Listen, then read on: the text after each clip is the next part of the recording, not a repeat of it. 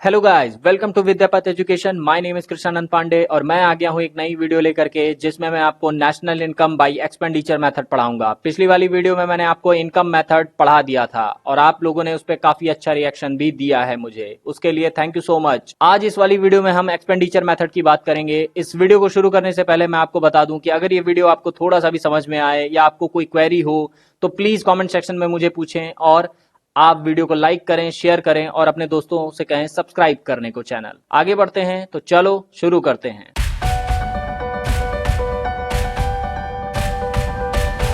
So guys, expenditure method पढ़ने से पहले हमें इस स्टेटमेंट को पढ़ना जरूरी है। यहां पर हमें स्टेटमेंट दे रखा है कि एक्सपेंडिचर मेथड किस स्टेटमेंट को फॉलो करता है। यहां पर मैं आपको बता दूं कि आपको जब तक स्टेटमेंट नहीं पता होगा तब तक आप इस मेथड को नहीं समझ पाएंगे। स्टेटमेंट पढ़ लेते हैं। स्टेटमेंट के बारे में कहा गया है, स्टेटमेंट क्या है? It measures national income by estimating expenditure on final product. Final product के बारे में मैंने आपको बता भी दिया है। अगर आपने वीडियो नहीं देखी है तो जा करके मेरी वीडियो देखो। Final product at market price during a year. Simple सी बात है, यहां पर एक्सपेंडिचर मेथड ये कह रहा है कि हम नेशनल इनकम को मेजर कैसे करते हैं? फाइनल प्रोडक्ट के मार्केट प्राइस को, जो कि एक फाइनेंशियल ईयर का होता है। ठीक है, अब इसको थोड़ा और आगे समझेंगे, देखते हैं। अगर आपको नेशनल इनकम कैलकुलेट करनी है तो आपको कुछ स्टेप्स फॉलो करने पड़ेंगे। ठीक है, पूरे मेथड में मैं आपको बताऊंगा कि कौन कौन से स्टेप्स आपको फॉलो करने हैं। सो गाइस, यहां पर लिखा हुआ है step to calculate NY which means national income. आगे देखते हैं। सबसे पहला मेथड जो मैंने पढ़ाया था आपको, इनकम मेथड, उसमें भी मैंने आपको ये बताया था कि कुछ स्टेप्स होते हैं जिनको आप फॉलो कर सकते हैं। अगर आप उस स्टेप्स को फॉलो करते हैं तो आपके लिए काफी ज्यादा इजी हो जाता है नेशनल इनकम फाइंड करना। इस मेथड में भी वैसा ही है। यहां पर पहला स्टेप जो है वो है क्लासिफिकेशन ऑफ सेक्टर। मैंने आपको बताया था पिछली वाली वीडियो में कि 3 सेक्टर मेनली मैंने लिए थे। यहां पर सेक्टर्स को एक्सपेंडिचर मेथड के बेसिस पर सेक्टर्स को डिवाइड किया गया है। अगर मैं देखूं तो यहां आप लोग देख पा रहे होंगे, all the economic unit which incurred expenditure on final product are divided into 4 groups, mainly household, जिसको आप पब्लिक भी कहते हैं, या और दूसरा है हमारा बिजनेस सेक्टर, तीसरा है गवर्नमेंट सेक्टर और चौथा है रेस्ट ऑफ द वर्ल्ड, यानी कि हमारे इंडिया के बाहर के लोग। ठीक है, इसको समझ लो। तो आपको ये 4 स्टेप समझ में आ गए कि हमारे यहाँ जो सेक्टर्स का क्लासिफिकेशन किया गया है एक्सपेंडिचर मेथड में वो 4 हैं। कौन कौन से? House hold, business sector, government sector और रेस्ट ऑफ द वर्ल्ड। अगला स्टेप है क्लासिफिकेशन ऑफ एक्सपेंडिचर। जैसे मैंने बताया कि आपने अपने पूरे इकोनॉमी को 4 सेक्टर्स में बांटा। चारों सेक्टर्स में कौन कौन से एक्सपेंडिचर होते हैं अब हम उन्हें देखेंगे। यहां पर लिखा हुआ है expenditure on final goods and services in the economy is divided into 4 broad categories। यहां पर कितनी कैटेगरीज में डिवाइड किया गया है? ध्यान रखना, 4 कैटेगरीज में डिवाइड किया गया है। पहला क्या है? प्राइवेट फाइनल कंजम्पशन एक्सपेंडिचर, दूसरा है आपका इन्वेस्टमेंट एक्सपेंडिचर, तीसरा है गवर्नमेंट फाइनल कंजम्पशन एक्सपेंडिचर और चौथा है net export. These 4 categories of expenditure correspond closely to the 4 sector into which the economy is divided as explained in above step। मैंने आप लोगों को बताया था पिछले वाले स्टेप में। यहां पर देख लो, पिछला वाला स्टेप कौन सा था? यहां पर हमने क्लासिफिकेशन ऑफ सेक्टर किया था। सेक्टर्स को, पूरी इकोनॉमी को 4 सेक्टर्स में डिवाइड किया था और जो एक्सपेंडिचर हो रहे हैं वो इन्हीं 4 सेक्टर से किए जा रहे हैं। इस बात को समझ लेना। आगे देखते हैं। तीसरा स्टेप है, अब हमें क्या करना है? मेजरमेंट करना है ऑफ एक्सपेंडिचर। मेजरमेंट करना है, कहने का मतलब यहां पर यह है, अब आपको ये मेजर करना है कि कितना एक्सपेंडिचर हुआ है। पहले आपने सेक्टर्स को क्लासिफाई किया, फिर दूसरा आपने एक्सपेंडिचर को क्लासिफाई किया, अब आप उन सेक्टर्स में होने वाले एक्सपेंडिचर को मेजर करने जा रहे हो। ठीक है, तो the third step involve the measurement of the different components of final expenditure, the sum total of these expenditure on domestic product at market price. इसका क्या मतलब है? यहां पर आपको domestic product at market price क्यों लिख के आ रहा है? क्योंकि इन चारों चीजों को जब हम कैलकुलेट करेंगे, जब इनका सम निकालेंगे तो हमें क्या निकल के आएगा? GDP at MP.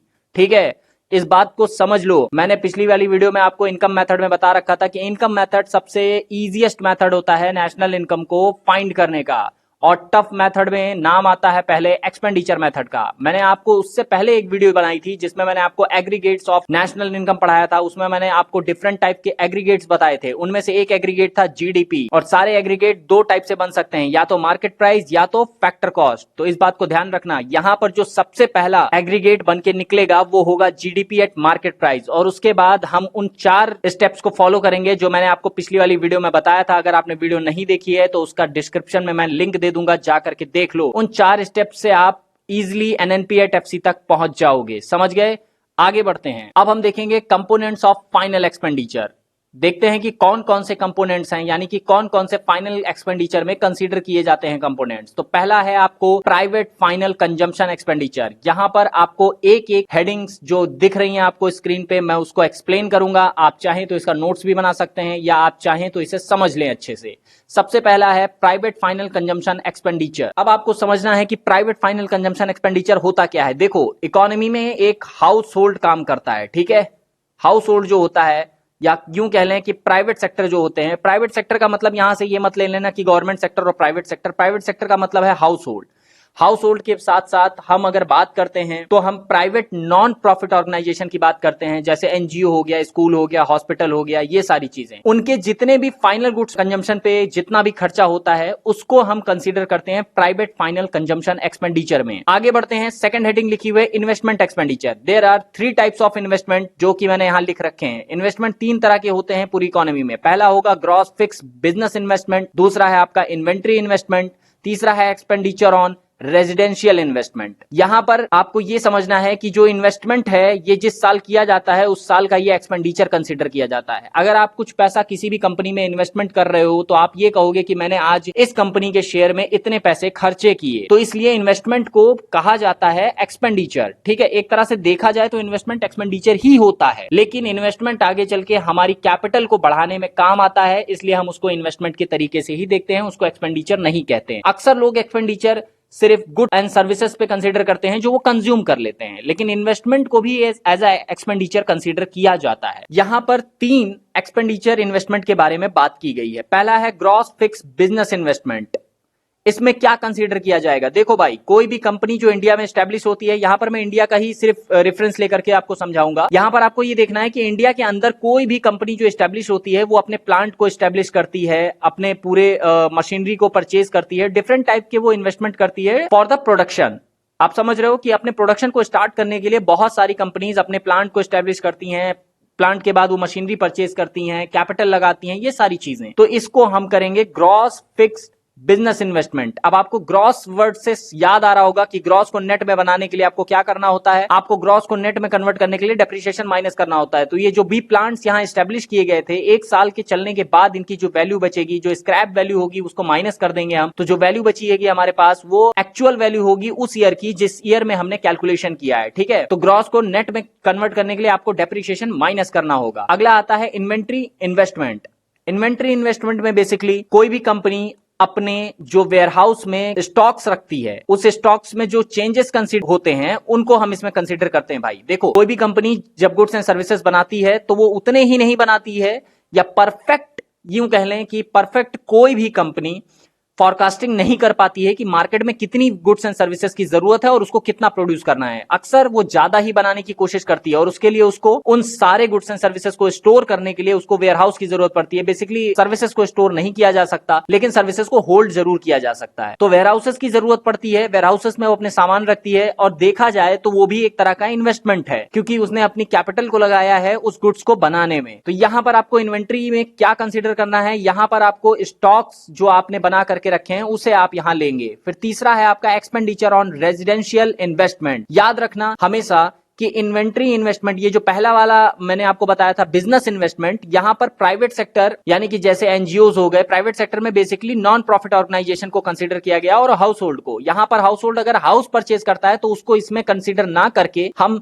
थर्ड वाले में कंसीडर करेंगे, जिसका नाम है रेजिडेंशियल इन्वेस्टमेंट। कोई भी इंसान अगर उस घर लेता है अपने लिए तो उसको इसमें कंसीडर किया जाएगा कि उसने एक्सपेंडिचर किया रेजिडेंशियल हाउस पर। अब देखते हैं तीसरी कैटेगरी है गवर्नमेंट फाइनल कंजम्पशन एक्सपेंडिचर। तो गवर्नमेंट का जो फाइनल कंजम्पशन एक्सपेंडिचर होता है वो 2 तरह का होता है। एक तो वो अपने गुड्स एंड सर्विसेज पे कंसीडर करती है, जो इन्वेस्टमेंट वो करती है उसको कंसीडर किया जाएगा, और दूसरा होता है वो कैपिटल इन्वेस्टमेंट जो करती है। आपको बात समझ में आ रही है ना कि यहां पर आप देखेंगे कि जो गुड्स एंड सर्विसेज पे एक्सपेंडिचर किए जा रहे हैं हम यहां उनको लेंगे, और अगर कैपिटल इन्वेस्टमेंट हो रहा है, जैसे किसी डैम को बना रही है या किसी पुल को बना रही है, या मैं यूं कहूं कि कोई ऐसी सर्विसेज एस्टेब्लिश कर रही है जिससे आगे चल के उसको बेनिफिट मिलने वाला है, वैसे तो वो सोशल वेलफेयर में काम करती है, बट उसको बेनिफिट की जरूरत पड़ती है ताकि वो आगे चल के सोशल वेलफेयर पे पैसे खर्चा कर सके, ठीक है। तो यहां पर आपको ये समझना है कि जब मैं बात करूंगा गवर्नमेंट फाइनल कंजम्पशन एक्सपेंडिचर की, तो यहां पर आप प्राइवेट सेक्टर को भी कंसीडर कर लेंगे। किसको कंसीडर करेंगे? प्राइवेट सेक्टर को। अब यहां पर प्राइवेट का मतलब ध्यान रखना, एक इकोनॉमी में, हमारी इकोनॉमी जो है ना, उसमें दो सेक्टर हैं, एक गवर्नमेंट सेक्टर है और प्राइवेट सेक्टर है। गवर्नमेंट सेक्टर और प्राइवेट सेक्टर दोनों मिलके काम करते हैं। तो जब दोनों मिलके काम करते हैं तो ऐसी इकोनॉमी को कौन सी इकोनॉमी कहते हैं? कमेंट सेक्शन में मुझे बताना। अगला है हमारा नेट एक्सपोर्ट। अब आपको पता है कि नेट एक्सपोर्ट जो होता है उसे हम क्यों कंसीडर करेंगे यहां पर। अगर आपको नहीं पता तो चलो मैं आपको बताता हूं कि यहां पर एक्सपेंडिचर मेथड में नेट एक्सपोर्ट क्यों कंसीडर किया जाएगा। तो जैसा कि आपको नाम से ही पता है कि हम एक्सपेंडिचर मेथड की बात कर रहे हैं, तो जब भी आप कोई चीज सामान खरीदते हो तो आप कहीं ना कहीं एक्सपेंडिचर कर रहे हो, ठीक है। इसलिए नेट एक्सपोर्ट की बात की जा रही है। नेट एक्सपोर्ट कैसे निकलता है? मैंने पहले ही बता रखा है कि आपको क्या करना है, एक्स माइनस एम करना है, यानी कि एक्सपोर्ट माइनस इंपोर्ट।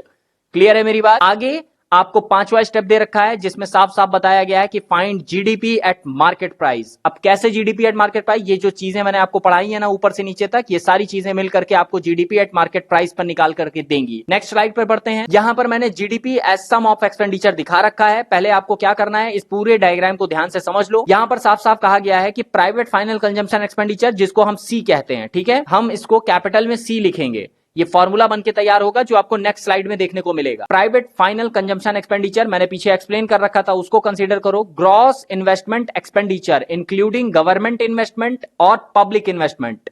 यहां पर आपको ये ध्यान रखना है कि ग्रॉस इन्वेस्टमेंट एक्सपेंडिचर की बात की गई है और उसमें तीन कैटेगरी थी जो मैंने पीछे बता रखी है, यहां पर भी आपको एक्सप्लेन कर रखा है। यहां पर आपको देखना है कि gross fixed business investment, inventory investment और रेजिडेंशियल इन्वेस्टमेंट, इन तीनों इन्वेस्टमेंट को आपको ऐड करना है। तो दूसरा आपको बन के तैयार हो जाएगा हेड, जिसको हम कहेंगे आईजी, ठीक है। उसके बाद आता है गवर्नमेंट फाइनल कंजम्पशन एक्सपेंडिचर। यहां पर आपको यह समझना है कि गवर्नमेंट फाइनल कंजम्पशन एक्सपेंडिचर को जनरल एक्सपेंडिचर भी कहा जाता है, इसलिए हमने इसको जी से डिनोट करना है। उसके बाद आपको क्या लेना है? उसके बाद आपको लेना है नेट एक्सपोर्ट, जिसको हम एक्स माइनस एम भी कहते हैं। यहां पर ये सारी चीजें, यानी कि इन चारों फैक्टर्स को अगर आप ऐड करोगे तो आपको जीडीपी एट मार्केट प्राइस मिल जाएगी। आगे बढ़ते हैं। यहां पर मैंने वो फॉर्मूला दे रखा है जिससे आप जीडीपी एट मार्केट प्राइस निकालेंगे। यहां पर इनकम, नेशनल इनकम यानी कि वाई, वे रिप्रेजेंट, यहां मैंने बता रखा है कि कौन सी चीज किसको डिनोट कर रही है। सी आपको मैंने बताया था stand for private final consumption expenditure. IN stand for net domestic investment expenditure. यहां पर नेट मैंने बात कर दी ना, मैंने बताया था कि आपको ग्रॉस दे रखा है वहां पर, और जब नेट बनाना होगा तो आपको क्या करना होगा? डेप्रीशिएशन, याद है, डेप्रीशिएशन को माइनस करना। आगे आता है जी, जिसको मैंने पीछे बताया था। यहां पर जी का मतलब है गवर्नमेंट फाइनल कंजम्पशन एक्सपेंडिचर। उसके बाद एक्स माइनस एम, जिसको हम नेट एक्सपोर्ट कहते हैं, और एनआईटी। एनआईटी का मतलब आप समझ रहे हैं ना, एनआईटी का मतलब समझ रहे हैं। अगर मैं इस पोर्शन को यहां से निकाल दूं ना तो आपको जीडीपी एट एमपी मिलेगा, और जैसे ही इस पोर्शन को आप कंसीडर करेंगे वैसे आपको एनएनपी एट एफसी मिल जाएगा। क्यों? क्योंकि जीडीपी को कन्वर्ट करने में ये एनआईटी जो होगी एमपी को एफसी में कन्वर्ट कर देगी। आपकी जो एनआईटी होगी वो एमपी को एफसी में कन्वर्ट करेगी, और एनएफआईए आपका डोमेस्टिक को नेशनल में कन्वर्ट करेगा। और यहां पर जो ये नेट वर्ड बोला गया है ना, नेट डोमेस्टिक इन्वेस्टमेंट एक्सपेंडिचर, ये आपका डेप्रिसिएशन ऑलरेडी माइनस कर देगा। तो जैसे ही जीडीपी में से ये तीनों चीजें माइनस होंगी, आपको एनएनपी एट एफसी मिल जाएगा। क्लियर है? आई होप कि आपको समझ में आ गया होगा। अगर आपको नहीं समझ में आ रहा है तो आप मेरी पिछली वीडियो देखो जिसमें मैंने ये सारी चीजें पहले से ही एक्सप्लेन कर रखी हैं। तो यहां पर आपको ये समझ में आ गया। फिर एनएफआईए का फॉर्मूला आपको पता ही है। आगे बढ़ते हैं। अगर आपको एनआईटी का फॉर्मूला नहीं पता है तो यहां पर मैं फिर से बता दे रहा हूं, जो कि मैंने पिछली वीडियो में अपने बता भी रखा है। एनआईटी के लिए आपको क्या करना होता है? आईटी में से क्या माइनस करना है? आपको आईटी में से सब्सिडी माइनस करना होता है। क्या माइनस करना होता है? सब्सिडी। अब आईटी में से जब आप सब्सिडी को माइनस करते हैं तो आपको क्या निकल के आता है? आपको निकल के आता है एनआईटी। अब यहां पर ये जो फॉर्मूला है, इस फॉर्मूले को यूज करने के बाद आपको एनएनपी एट एफसी मिलेगा। ठीक है, एनएनपी एट एफसी मिलेगा। तो इस बात का खास ध्यान रखना है आपको। सो गाइस, यहां पर ये मेथड सिर्फ इतना था। अगर ये आपको समझ में आया है तो ठीक, अगर नहीं आया है तो आप मुझे कमेंट सेक्शन में बताओ। नेक्स्ट वाली वीडियो में मैं कोशिश करूंगा कि आपको थोड़ा और इसे समझा सकूं, थोड़ा और इजी लैंग्वेज में समझा सकूं। अगर आपको ये नहीं समझ में आया तो मैं रेकमेंड करूंगा आपको कि आप मेरी पिछली वीडियो जाकर के देखो, जिसमें मैंने ये सारी चीजें एकदम क्लियर डीप में समझा रखी हैं अलग अलग पॉइंट ऑफ व्यू पे। और यहां पर ये जो फॉर्मूला है मैं फिर से बता दे रहा हूं, ये फॉर्मूला जो है ये आपका नेशनल इनकम निकालने का डायरेक्ट फॉर्मूला है, जो कि एक्सपेंडिचर मेथड में यूज किया जाएगा। लेकिन सबसे पहला जो हेड बन के तैयार होता है इस मेथड में, वो बन के तैयार होता है क्या? GDP at MP. तो जीडीपी एट एमपी निकालने के लिए आपको ये चारों हेड जोड़ देने हैं, यानी कि सी, आईजी और जी और एक्स माइनस एम। ये चारों चीजें जैसे ही आप ऐड करोगे ये आपका जीडीपी एट एमपी बन के आएगा। और जैसे ही जीडीपी एमपी बन के आ जाता है, आप ये दोनों हेड एनआईटी और एनएफआईए जैसे ही उसमें आप एडजस्ट करोगे, आपको एनवाई यानी कि एनएनपी एट एफसी मिलकर तैयार हो जाएगा। तो आई होप कि ये वीडियो आपको समझ में आई होगी। काफी शॉर्ट वीडियो है क्योंकि मैंने काफी इजी तरीके से आपको समझाने की कोशिश की है, बहुत ज्यादा आपको एक्सप्लेन नहीं किया है ताकि आप कंफ्यूज ना हो। और इस वीडियो में सिर्फ इतना ही। आई होप कि आपको ये समझ में आया। अगर आपको समझ में आया तो प्लीज लाइक करिएगा, कॉमेंट करिए और चैनल को सब्सक्राइब करिए। नेक्स्ट वाली वीडियो में मिलते हैं, तब तक के लिए थैंक यू सो मच।